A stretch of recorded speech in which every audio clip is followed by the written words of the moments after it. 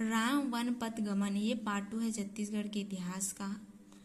तो चलिए स्टार्ट करते हैं। तो राम वन पथ गमन की शुरुआत जो है 22 नवंबर 2019 को जो है की गई थी। स्थान जो है चंद्रखुरी रायपुर से जो है शुरू हुआ था। कुल चिन्हित स्थान थे 75 और प्रथम चरण में जो है 10 स्थल जो है शामिल थे। द्वितीय चरण में 42 स्थल शामिल थे। कुल क्षेत्रफल 2260 किलोमीटर था। और जो आधार था वो क्या था, तो ये जो था आधार मनुलाल यदु की दंडकारण्य रामायण और हेमलाल यदु की छत्तीसगढ़ पर्यटन में राम वनगमन पथ से है, आधार उसका था। प्रथम चरण की बात करें तो सीतामढ़ी हरिचौका एमसीबी से स्टार्ट था। भगवान राम का प्रथम चरण स्पर्श था और माता सीता का चूल्हा यहाँ पर है। और एक सबसे महत्वपूर्ण है अत्रि मुनि का आश्रम जो है सीतामढ़ी हरिचौका एमसीबी में है, अत्रि मुनि आश्रम ना। और रामगढ़ की गुफा भी सरगुजा में है। सीता बेंगरा और लक्ष्मण बेंगरा की गुफा भी जो है यहाँ पर पाई जाती है, ठीक है। अब उसके बाद है शिवरी नारायण, जांजगीर चांपा में है। भगवान राम ने माता सबरी की झूठी बेर जो है यहीं पर खाए थे। और यहाँ जो है मतंग ऋषि का जो है आश्रम है। तुरतुरिया है बलौदा बाजार में, जहाँ वाल्मीकि आश्रम है। और यहाँ लव कुश का जो है जन्म स्थली है। यह चंद्रखुरी की बात करें तो ये रायपुर में है। यहाँ यह भगवान राम जी का जो है ननिहाल है। और राजीव गरियाबंद की बात करें तो यहाँ लोमस ऋषि का आश्रम है, ठीक है। और श्रृंगी ऋषि का आश्रम सत श्रृंगी ऋषि का आश्रम धमतरी श्री राम ने अगस्त ऋषि से भेंट की थी यहाँ पर ना। जगदलपुर बस्तर में जो है दलपत सागर है। चित्रकूट जल प्रपात है और तीरथगढ़ जो है जल प्रपात है। और ये है रामा राम यानी कि सुकमा में है, जो श्री राम द्वारा भू देवी की पूजा का यहाँ जो है वर्णन मिलता है। और चंपारण जो है महासमुंद में है, ठीक है। अब इसके बाद देखते हैं महाभारत कालीन जो है कुछ स्थल।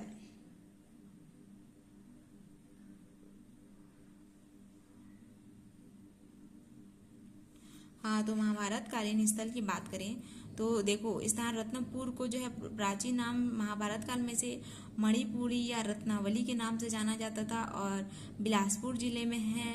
और मूर्ध्वज पुत्र ताम्रध्वज की राजधानी थी रत्नपुर। आरंग की बात करें तो इसे महाभारत काल में भांडेर के नाम से जाना जाता था, जो रायपुर में है। मूर्ध्वज की कथा से संबंधित है यह। और खल्लारी जो है खल्ल वाटिका के नाम से जाना जाता है, जो महासमुंद में है। और यहाँ लक्ष्य गृह भीम को और भीम के पद चिन्ह जो है यहाँ है, ठीक है। और सिरपुर जो है चित्रांगतपुर के नाम से जाना जाता है, जो महासमुंद में है। और अर्जुन के पुत्र भब्रू वाहन की जानकारी जो है यहाँ से मिलती है। और कुंजी दमोदरा शक्ति में है, जो ऋषभ तीर्थ की जानकारी यहाँ मिलती है। कुछ आश्रम भी याद रखने के लिए है। अत्रि मुनि का आश्रम मनेन्द्रगढ़ चिरमिरी भरतपुर में है। और लोमस ऋषि का आश्रम जो है राजिम में है, गरियाबंद में है। मतंग ऋषि का आश्रम शिवरी नारायण में है। और वाल्मीकि आश्रम तुरतुरिया बलौदा बाजार में है। और श्रृंगी ऋषि का आश्रम धमतरी शिवहार नगरी में है। उसके बाद बौद्धकालीन स्थल की बात करें तो सिरपुर के महासमुंद में जो है शास्त्रिक विहार, जिसे बौद्ध केंद्र भी कहा जाता है, आनंद कुटी विहार, गौतम बुद्ध की मूर्ति स्थापित है। बौद्ध टीला, यहाँ सिरपुर का मेला आयोजित किया जाता है। और तिवर विहार, जो गौतम बुद्ध की मूर्तियां स्थापित है यहाँ। और यहाँ बौद्ध, हिंदू और जैन मंदिर तथा मठों का स्मारक भी है। सिरपुर में बहुत सारे हैं। महाशिव गुप्त बाला अर्जुन ने जो है सिरपुर क्षेत्र में अनेक जो है बौद्ध विहार का निर्माण कराया था, ठीक है। और भोंगापाल कोंडा गांव में जो है बुद्ध की सबसे बड़ी विशाल प्रतिमा जो है पाई जाती है। और यहाँ पर स्थित चैत्य मंदिर टीला को जो है डोकरा बाबा टीला कहते हैं। और सप्त मातृका टीला को रानी टीला का भी नाम दिया जाता है या कहा जाता है। प्रज्ञागिरी पहाड़ी जो डोंगरगढ़ में है, प्रज्ञागिरी पहाड़ी में विशाल बौद्ध मूर्ति है। यहाँ प्रति वर्ष जो है 6 फरवरी को जो है अंतर्राष्ट्रीय बौद्ध सम्मेलन जो है आयोजित की जाती है, ठीक है।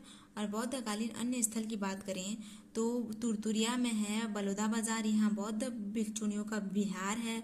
मैन पार्ट सरगुजा में है, यहाँ पर 1962 में तिब्बती शरणार्थियों को बसाया गया था। और मल्हार बीएसपी यानी बिलासपुर, यहाँ बौद्ध की मूर्तियां जो है प्राप्त हैं। इसके बाद है जैन धर्म से संबंधित साक्ष्य तो प्रमुख तीर्थंकर पहला जो है ऋषभ तीर्थ है, प्रथम तीर्थकार थे। स्थान जो है कुंजी दमोदरा शक्ति से मिलता है। बूढ़ी खाल मल्हार से भी इनके साक्ष्य मिलते हैं ऋषभ तीर्थ देव के। और सुमितनाथ जो है 5वें नंबर के तीर्थकार थे और इसका स्थान जो है आरंग जो है रायपुर से इनके साक्ष्य जो है मिलते हैं। पार्श्वनाथ जो है 23वें तीर्थंकर थे और स्थान नगपुरा दुर्ग से जो है इनके जो है साक्ष्य मिलते हैं। महावीर स्वामी 24वें तीर्थंकर थे और स्थान आरंग रायपुर से जो है प्राप्त होते हैं इनकी। शिवनाथ नदी के तट पर 8वें जैन तीर्थकार चंद्रप्रभा की स्थापना दुर्ग में की जा रही है। ठीक है। आरंग के भांडर देउल मंदिर में नेविनाथ महावीर स्वामी तथा श्रेयांश की मूर्ति जो है स्थापित है। कुछ अन्य साक्ष्य में याद रखना। वैदिक काल की बात करें तो उत्तर वैदिक काल में आर्य का प्रसार छत्तीसगढ़ में हुआ था।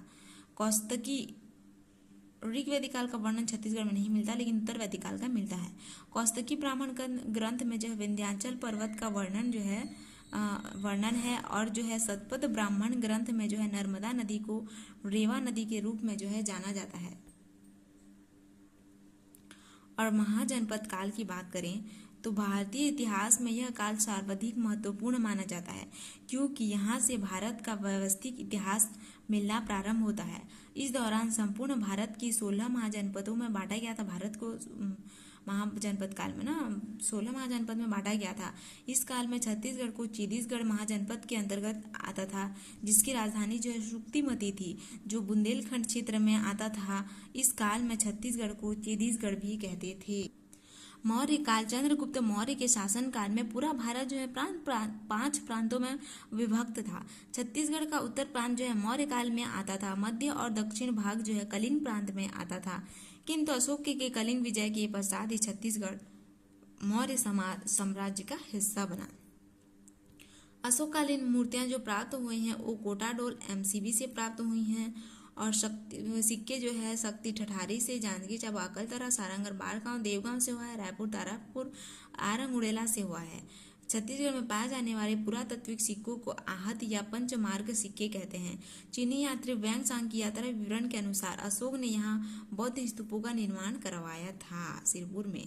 शिलालेख की बात करें तो रामगढ़ की पहाड़ी में स्थित सीता बेंगरा व जोगी मारा की गुफा से मौर्यकालीन शिलालेख मिले हैं। प्राचीनतम नाट्यशाला जो थिएटर मिले हैं जिसमें देवदत्त और शतनुका की प्रेम कथा का वर्णन है। इसकी भाषा जो है पाली है और लिपि जो है ब्राह्मी थी।